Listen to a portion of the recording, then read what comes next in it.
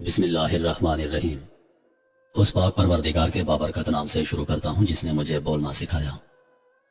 محترم ناظرین، آج کا ہمارا موضوع، آج کی ہماری کہانی، آج کا ہمارا قصہ ایک ایسے نوجوان کی کہانی جو گناہوں میں پڑا ہوا تھا۔ ایک رئیس زادہ تھا، زندگی کی ہر آسائش اسے میسر تھی، پھر اس نے گناہوں کو چھوڑ کر اللہ پاک کی جانب اپنا سفر شروع کیا، اور اس کا اختتام کیا ہوا، آئیے ویڈیو میں ملاحظہ کرتے ہیں۔ محمد بن سماک رحمۃ اللہ علیہ فرماتے ہیں کہ بنو امیہ کے لوگوں میں موسیٰ بن محمد بن سلیمان الہاشمی بہت ہی نازک پرور رئیس زادہ تھا۔ دل کی خواہشات پورا کرنے میں ہر وقت مگن رہتا، کھانے پینے میں، لباس میں، لولاب میں، خواہشات اور لذات کی ہر نوع میں اعلیٰ درجہ پر تھا۔ لڑکے لڑکیوں میں ہر وقت مگن رہتا، نہ اس کو کوئی غم تھا نہ فکر، خود بھی نہایت حسین تھا۔ اللہ تعالیٰ کی ہر نوع کی دنیاوی نعمت اس پر پوری تھی۔ اس کی آمدنی 3,03,000 دینار اشرفیاں سالانہ تھی، جو ساری کی ساری اسی مستی میں خرچ ہو جاتی۔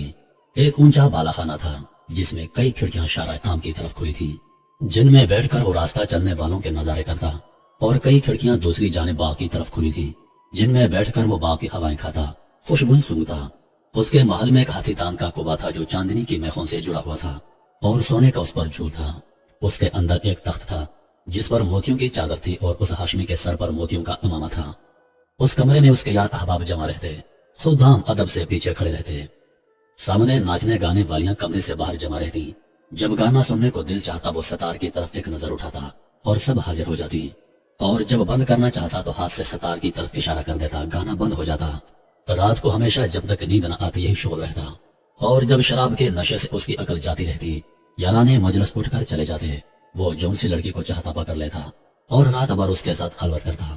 صبح کو وہ شطرنج میں مشغول ہو جاتا، اس کے سامنے کوئی رنج و غم کی بات، کسی کی موت، کسی کی بیماری کا تذکرہ بالکل نہ آتا۔ اس کی مجلس میں ہر وقت ہنسی اور خوشی کی باتیں، ہنسانے والے قصے اور اسی قسم کے تذکرے رہتے۔ ہر دن نئی نئی خوشبوئیں جو اس زمانے میں کہیں نہ ملتی وہ روزانہ اس کی مجلس میں آتی۔ عمدہ عمدہ خوشبوؤں کے گلدستے وغیرہ حاضر کیے جاتے۔ اسی حالت میں اس کے 27 برس گزرے۔ ایک رات وہ حسب معمول اپنے کمرے میں تھا، دفتن اس کے کان میں ایک ایسی سریلی آواز پڑی جو اس کے گانے والوں کی آواز سے بالکل جدا تھی، لیکن بڑی دلکش تھی۔ اس کی آواز نے کان میں پڑتے ہی اس کو بے چین سا کر دیا۔ اپنے گانے والیوں کو بند کر دیا اور کھڑکی سے باہر سر نکال کر اس آواز کو سننے لگا۔ وہ آواز کبھی کان میں پڑ جاتی، کبھی بند ہو جاتی۔ اس نے اپنے خدام کو حکم دیا کہ یہ آواز جس شخص کی آ رہی ہے اس کو پکڑ کر میرے سامنے لاؤ۔ شراب کا دور چل رہا تھا، خدام جلدی سے اس آواز کی طرف دوڑے۔ خدام مسجد میں پہنچے جہاں ایک جوان نہایت ضعیف بدن، زرد رنگ، گردن سوکھی ہوئی، ہونٹوں پر خشکی آئی ہوئی، بال بکھرے، پیٹ کمر سے لگا ہوا، دو ایسی چھوٹی چھوٹی لنگیاں اس کے بدن پر کہ ان سے مشکل سے سطر ڈھک سکے، مسجد میں کھڑا اپنے رب کے ساتھ مشغول تلاوت ہے۔ یہ لوگ اس کو پکڑ کر لے گئے، نہ اس سے کچھ کہا نہ بتایا۔ ایک دم اس کو مسجد سے نکال کر وہاں بالا خانہ پر لے جا کر اس کے سامنے پیش کر دیا۔ حضور، بندہ حاضر ہے۔ وہ شراب کے نشے میں کہنے لگا، یہ شخص کون ہے؟ انہوں نے عرض کیا، حضور وہی شخص ہے جس کی آواز آپ نے سنی تھی۔ اس نے پوچھا کہ تم اس کو کہاں سے لائے ہو؟ کہنے لگے، حضور مسجد میں کھڑا قرآن شریف پڑھ رہا تھا۔ اس رئیس نے اس نوجوان سے پوچھا کہ تم کیا پڑھ رہے تھے؟ اس نے اعوذ باللہ پڑھ کر یہ آیتیں بتائیں جن کا ترجمہ ہے، بے شک نیک لوگ جنت کی بڑی نعمتوں میں ہوں گے، مسیریوں پر بیٹھے ہوئے جنت کے عجائب دیکھتے ہوں گے۔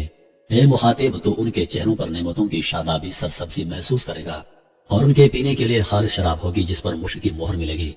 ایک دوسرے پر لالچ کرنے والوں کو ایسی ہی چیزوں میں لالچ کرنا چاہیے کہ یہ نعمتیں کس کو زیادہ ملتی ہیں، اور ان کا ملنا اعمال کی وجہ سے ہوتا ہے، اس لیے ان اعمال میں لالچ کرنا چاہیے جن سے یہ نعمتیں حاصل ہوں۔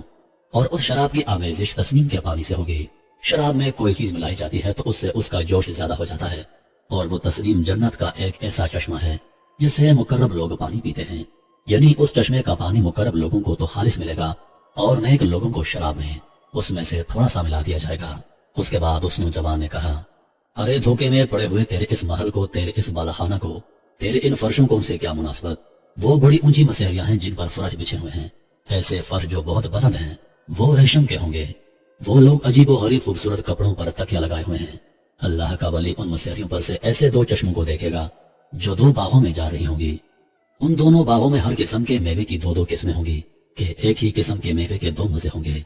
وہ میوے نہ تو ختم ہوں گے، نہ ان کی کچھ روک ٹوک ہوگی، جیسا دنیا میں باغ والے توڑنے سے روکتے ہیں